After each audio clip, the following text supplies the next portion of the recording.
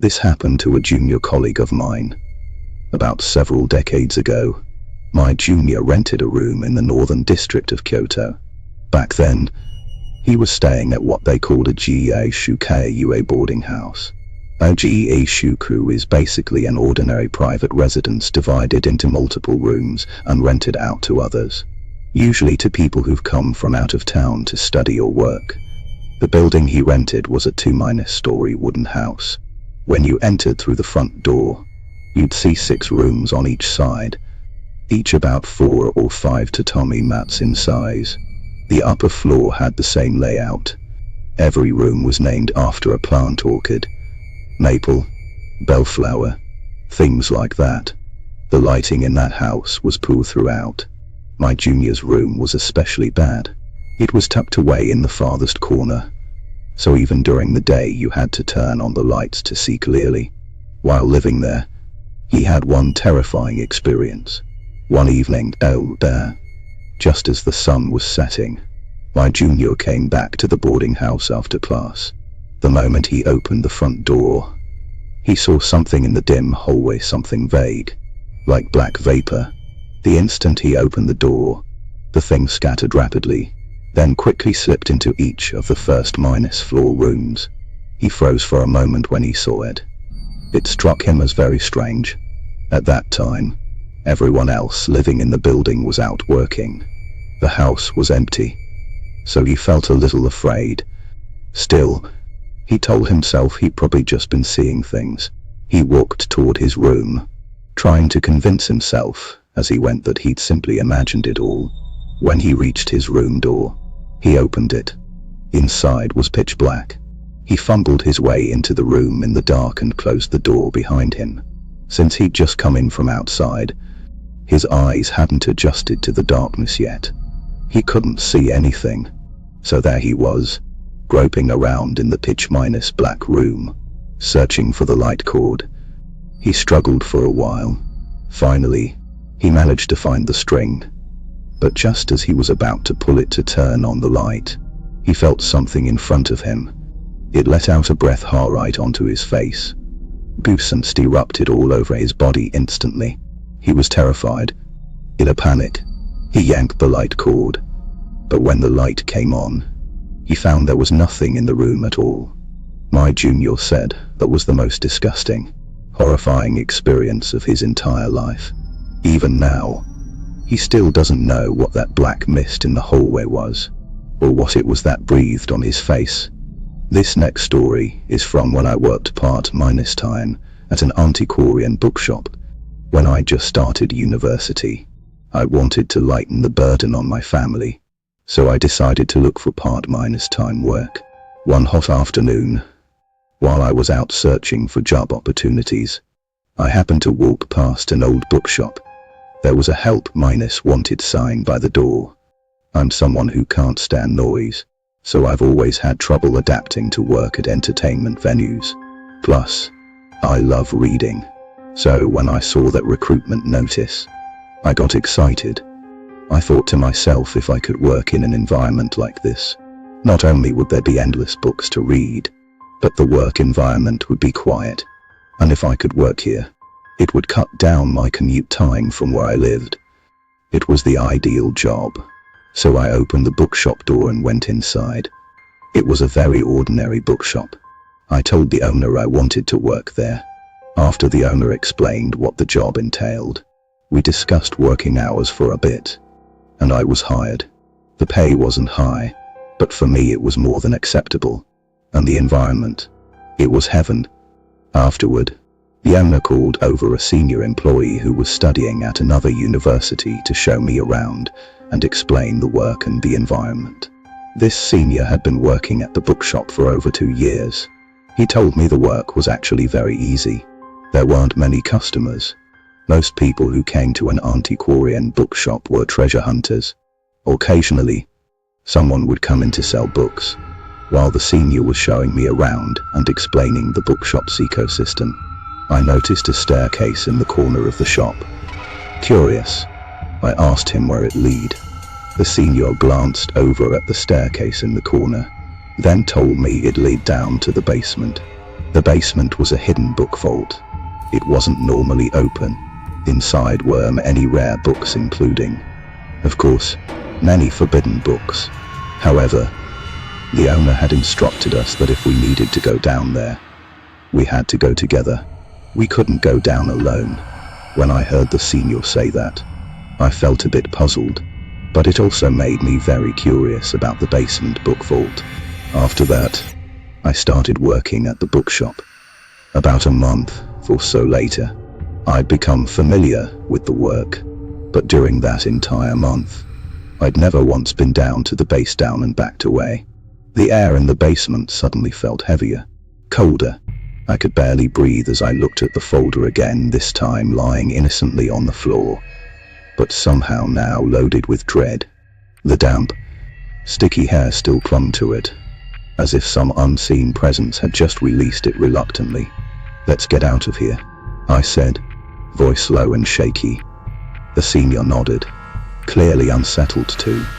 Together, we hurried back upstairs, the basement door closing with a solemn thud behind us. The dim light of the shop no longer felt welcoming. It was a thin veil over something deeply wrong beneath the floor. Once safe by the counter, we carefully cleaned the folder, trying to shake off the feeling that we'd disturbed something better left alone. Curiosity had lured us down, but the things inside were beyond ordinary books. The folder held dozens of sheets of paper, filled with strange drawings, all in the same haunting style. Each one showed a figure with a single eyeball staring out, a creature, neither male nor female, and the rest of the page was smothered in thick, black streaks that looked like tangled hair. The darkness in the drawings almost seeped off the page. A cold chill crawled up my spine as I flipped through them. The figures seemed to follow me. The grotesque scribbles felt alive. Among those pages, a ragged note caught my eye. The handwriting was uneven, trembling, like someone scared out of their mind had scrawled it in desperation. "I see him every day. HES in the gap. His hair spills out everywhere. HES trying every way to make me notice, to use me to escape. His hair is overflowing. HES almost out." The words vibrated with raw fear and something darker, something hungry and trapped. We exchanged looks.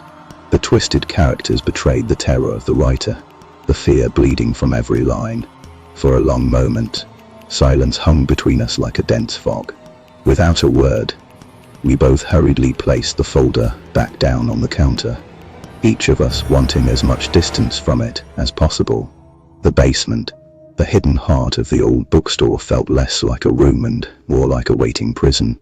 Whatever dwelled in those shadows, whatever had left that folder there, was still watching, waiting, breathing in the dark cracks beneath the floor.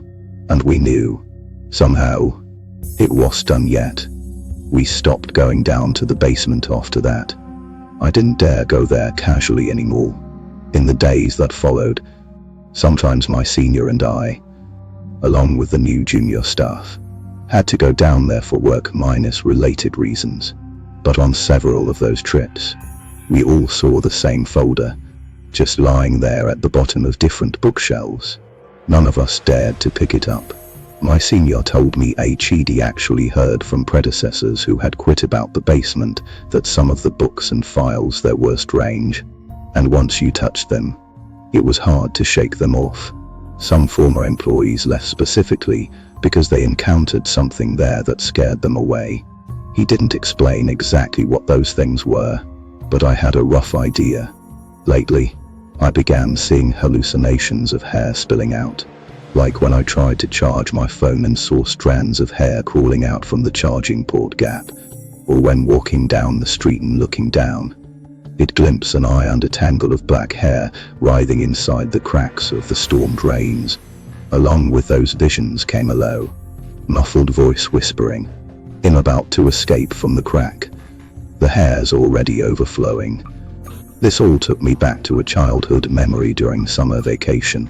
I grew up in a remote mountain village, a place where the main income came from tourism and timber. My grandfather ran a timber store and owned a small forest. Before our family moved to the big city, Many of my childhood friends lived their whole lives there too, during summer breaks. Besides playing with friends, I often went with my grandfather to patrol the family's forest. Sometimes outsiders would come to the mountains, damaging trees or doing other shady things. So it was our job to keep watch. One day, we went out on a routine patrol just like always.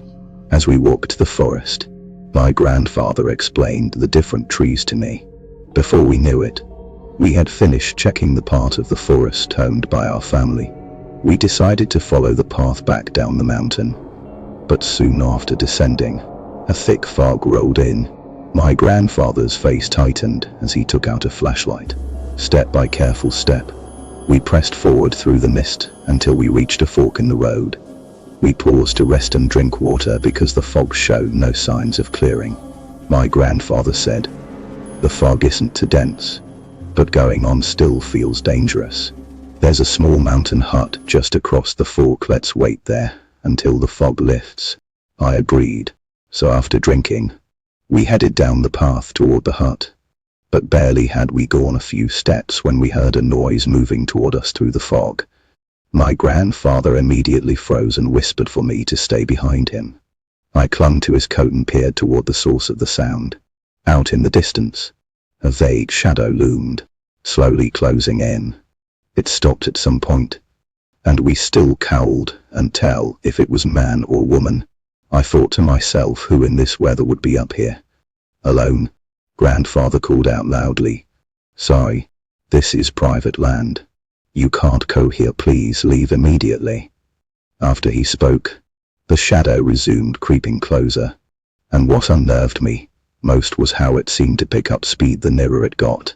The sound of dry leaves and mud crunching underfoot grew louder with the shadow, but the figure stayed cloaked in dense fog, its outline blurred and indistinct. As it neared, I realized the shape was unnaturally huge. At first, I thought it was a bear. I grabbed my grandfather's arm, ready to run back up the path, but he pulled me sharply into the roadside grass and whispered for me to stay still.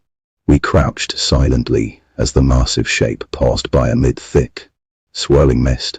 Its footsteps faded, then suddenly vanished. I glanced over my shoulder. Nothing was there. The figure had simply disappeared. Curiously, the fog began lifting right after. Even stranger, there were no footprints left on the muddy ground. Later, in the car back down the mountain, I asked my grandfather what it was. He said, "That's one of the mountain's strange creatures." Then he told me, "If you ever meet that creature in the fog, give it the way. If you don't, it'll take you with it, disappear into the mountain forest along with the mist." He said that back when he was a boy, several friends had disappeared in those mountain woods, vanished without a trace. They were taken by that thing. When he was a boy, the adults warned him again and again, if the fog rose, never enter the forest, and if caught in the mist while inside, and you hear something moving toward you, whether behind or ahead, you must step off the path into the grass and let whatever it is pass first. Otherwise, something terrible will happen. His grandfather said he had even encountered that thing when he was young. Once, during work, a young laborer didn't believe the warnings. That day, fog rolled in halfway through their tasks. Grandpa slipped into the grass beside the trail, but the workers stood smoking right on the path ahead. Suddenly, they all heard something moving through the fog from a distance, coming toward them. Grandpa told the young man to hurry into the grass beside the path, but he ignored him. The fog thickened until it slowly swallowed the worker whole. Though Grandpa could no longer see him, he heard the movement. Then a desperate cry for help pierced the mist near where the man stood. The sounds faded as they moved down the path away from him, and then, just like that, the voices vanished into the sudden silence of the fog. They reported it to the police. Search parties found only the worker's clothes and belongings untouched, as if he had left in a hurry. No footprints or other clues appeared nearby. The man simply disappeared. Listening to Grandpa's story, I felt sick to my stomach. Still, I was lucky neither of us suffered harm from that encounter. Now reflecting on it, I clearly remember how enormous that thing was, at least 3 meters tall. What exactly it was, or why it took people, remains a mystery. Maybe it was searching the mountain like we were. Perhaps it was protecting the forest it called home, warding off human intrusion and destruction. That happened a year ago, around the time I moved from Keiyu County to Kanagawa for work. I found a decent apartment, not cheap to rent. Its only flaw was a broken security camera outside the doorbell. When someone pressed the bell, you'd hear it ring, but the screen inside stayed dark. No way to see who was outside. The realtor told me the camera frequently broke down after repairs, so they left it unfixed. As compensation, the landlord waived key money and deposit fees. Honestly, it'd rather save money than fix a faulty gadget, so I didn't mind. On my first day moving in, I met my neighbor next door. She was a beautiful woman. At first, she had a calm, distant look as she watched me and the movers. I greeted her politely. Her aloof expression shifted instantly into something warm. We exchanged a few friendly words. After we introduced ourselves, she went inside her apartment. About a week later, on a day off, I ran into her again while heading downstairs for coffee at a convenience store. We rode the elevator down together and chatted briefly. I learned she had also recently moved here, though she'd lived in the building for 5 years. Curious about that first cold glance she'd given me and the movers, I confessed my thoughts out loud, wondering if we had disturbed her. Embarrassed, she said it wasn't my fault. She didn't dislike me. Explaining the reason was complicated. You'll understand in time, she said. Later, she offered her contact info, saying we should watch out for each other as neighbors. After settling in, nothing strange happened, at least at first, but after living there about 2 months, I began having trouble sleeping at night. No idea why. Exhausted from work during the day, I tossed and turned after lights out, unable to find rest. Usually, I'd scroll on my phone until exhaustion took over. That night was no different. Lying in the dark, flicking through Twitter, I glanced at the clock. Past 1. Normally, I'd be asleep by midnight. But somehow, I was wide awake. I thought, I have work tomorrow, I really need sleep. Closing my eyes, I tried resting, but 15 minutes passed, and still no sleep came. I thought maybe I should just go to the convenience store, buy some alcohol, and get myself drunk enough to lock myself away. So I got up and changed clothes. Just as I stood at the entrance, right by the front door, suddenly, this indescribable feeling washed over me. For some reason, goosebumps broke out all my body. A wave of aversion towards stepping outside took hold, and I simply didn't want to cross the threshold. My gut told me not to go out. Something was out there. I found this instinct and physical reaction strange, but at that moment, a heavy sense of fear enveloped me.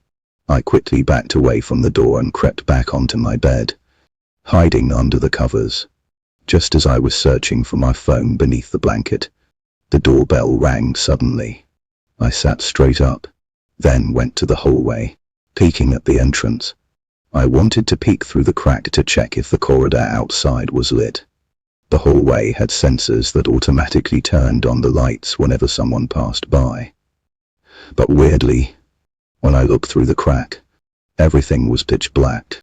I thought there must be some unknown presence lurking out there in the hallway, waiting. My tension rose. It was terrifying. I didn't dare move even an inch. After a while, silence returned. The bell stopped ringing. I thought maybe it was over and slowly stepped toward the door. I planned to look through the peephole to check outside, but just as I reached the door, my phone buzzed. I picked it up to check, and suddenly the doorbell started ringing again, this time, rapid and continuous. In that instant, I panicked. I scrambled back to the bed and threw myself under the covers. almost in tears, huddled there. I checked my phone. It was a message from the neighbor next door. "Whatever you do, don't open the door." That's how I spent the night, buried under blankets, frozen in place. From then on, the doorbell kept ringing non-stop all through the night. Every half hour or so, there would be a frantic series of rings. Strangely, as the initial terror faded, it morphed into something like a habit. I even started feeling a little angry at whatever unknown thing was harassing me in the middle of the night.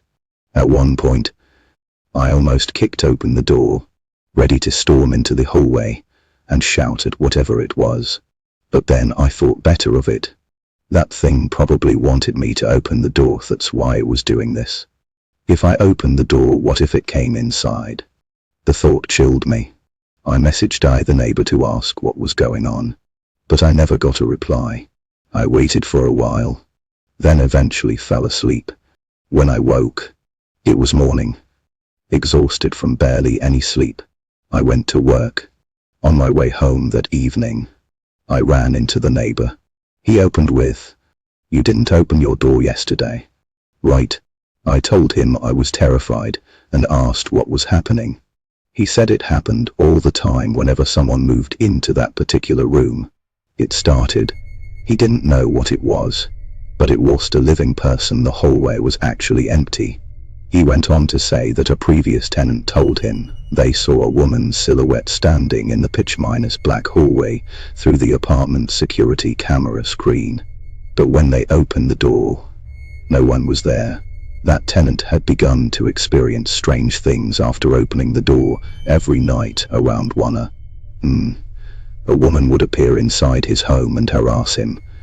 The neighbor added that the apartment hadn't had any accidents or bad incidents, so nobody knew which tenant brought the curse with them. He said he was bothered, too, because the doorbell from that same apartment kept waking him at night. After hearing all this, I finally understood why the neighbor had looked at me and the movers with that strange expression when I first moved in. As for why the doorbell camera was broken and never